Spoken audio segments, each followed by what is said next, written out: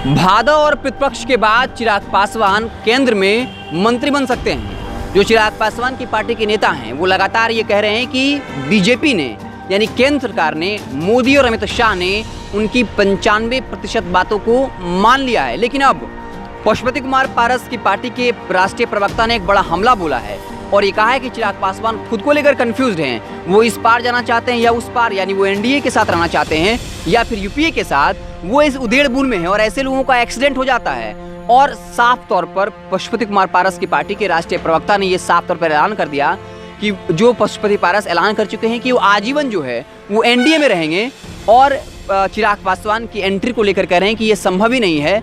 जबकि चिराग पासवान की पार्टी के नेता ये बता रहे हैं कि चिराग पासवान जो है जल्द ही भाजपा और प्रतिपक्ष के बाद जो है वो केंद्र में मंत्री बन सकते हैं। और इस बात को लेकर तमाम लोग पहले से कयास भी लगा रहे थे, क्योंकि ये हर कोई जानता है कि बिहार में पासवान जाति का जो वोट बैंक है उस पर चिराग पासवान की पकड़ है। पशुपति कुमार पारस जो है वो कहीं न कहीं सिंपैथी खो चुके हैं। चिराग पासवान ने जब आशीर्वाद यात्रा रैली निकाली थी उस वक्त साफ तौर पर दिख गया था कि जो पासवान जाति के लोग हैं, दलित समाज के लोग हैं, उनको ये लगा कि पशुपति पारस ने चिराग पासवान के साथ गलत किया। रामविलास पासवान ने जिस तरह से खून पसीने से पार्टी को खड़ा किया, लेकिन उनके बेटे को ही जो है धोखा दे करके उनसे छीन लिया गया। और चाहे वो तारापुर का चुनाव हो, कुशेश्वर स्थान का चुनाव हो, वहाँ पर चिराग पासवान की पार्टी ने कांग्रेस से बेहतर परफॉर्म किया। और खास करके जो उस विधानसभा में जो पासवान जाति का वोट बैंक था, उतना वोट बैंक जो है वो चिराग की पार्टी को मिला, यानी उतना वोट मिला। तो बीजेपी की सरकार ये जानती है कि अगर उन्हें 5 से 6% वोट कम से कम चाहिए तो चिराग पासवान का साथ जरूरी है। और जब से जेडीयू बीजेपी से अलग हुई है, बीजेपी को एक कोई मजबूत साथी चाहिए, क्योंकि बीजेपी जो है वो काफ़ी अकेले हो गई है। और अगर चिराग पासवान जो है वो बीजेपी के साथ होते हैं तो नीतीश कुमार पर वो हमला तेज कर देंगे।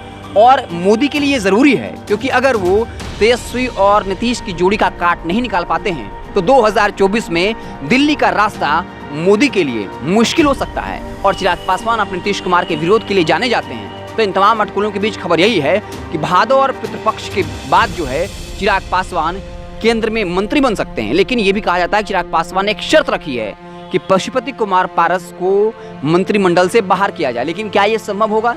शायद ये संभव नहीं होगा, क्योंकि पारस के साथ 4 जो है अन्य लोग भी जो है वो बीजेपी कोटे से सांसद हैं, जिसमें सूर्यभान सिंह के एक भाई हैं, उनकी पत्नी है, महबूब अली कैसर हैं, प्रिंस पासवान हैं और पशुपति कुमार पारस है। लेकिन इस बात की संभावना जरूर है कि पशुपति पारस के साथ साथ चिराग पासवान को जो है वो केंद्रीय मंत्रिमंडल में जगह मिलेगी, क्योंकि तब चिराग पासवान बिहार में जो है खुलकर मोर्चा संभालेंगे। क्योंकि इस वक्त बिहार में भाजपा के पास कोई भी एक ऐसा चेहरा नहीं है जो नीतीश कुमार को टक्कर दे सके, तेजस्वी यादव को टक्कर दे सके। लेकिन चिराग पासवान वो शख्स हैं जिनको अगर केंद्रीय मंत्रिमंडल में शामिल किया जाएगा, उसके बाद वो बिहार में नीतीश कुमार और तेजस्वी यादव की राहों में मुश्किल खड़ा कर सकते हैं। और बिहार का जो युवा वर्ग है उनको काफ़ी बड़ी संख्या में सुनता है चिराग पासवान को, उनके बयान जो है वो काफ़ी वायरल होते रहते हैं। तो बीजेपी की ज़रूरत चिराग पासवान है। लेकिन देखने वाली बात होगी कि क्या वाकई में भाजपा और प्रतिपक्ष के बाद चिराग पासवान को केंद्र में मंत्री बनाया जाएगा। भाजपा ये भली भांति जानती है कि अगर बिहार में मजबूत होना है, नीतीश कुमार तेजस्वी यादव को टक्कर देना है, तो चिराग पासवान जैसा एक युवा चेहरा चाहिए जो नीतीश कुमार को टक्कर दे सकता है। 2020 के विधानसभा चुनाव में चिराग पासवान ने दिखा दिया कि कैसे जेडीयू को तीसरे नंबर की पार्टी बना दिया। और खुद नीतीश कुमार इस बात का जिक्र करते हैं कि भाजपा ने चिराग मॉडल का इस्तेमाल करते हुए जेडीयू को बिहार की तीसरी नंबर की पार्टी बना दिया।